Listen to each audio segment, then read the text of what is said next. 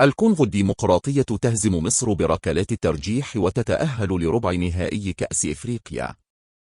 أهدر الحارس المصري محمد أبو جبل ركلة ترجيح ليودع منتخب بلاده كأس إفريقيا لكرة القدم بالخسارة 8-7 أمام الكونغو الديمقراطية في ركلات الترجيح بعد تعادلهما 1-1 في الوقتين الأصلي والإضافي في دور لثمانية نهائي البطولة القارية.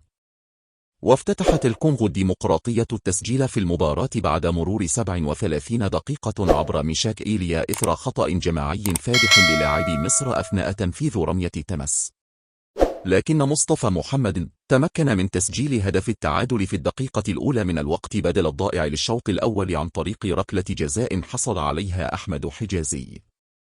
وتأهل المنتخب المصري كصاحب المركز الثاني في المجموعة الثانية بعد منتخب الرأس الأخضر، وحصدت مصر 3 نقاط من مبارياتها الثلاث بعدما تعادلت فيها جميعا وبنفس النتيجة 2-2.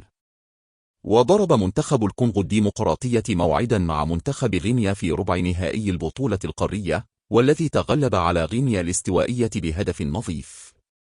لا تنسوا الاشتراك في القناة.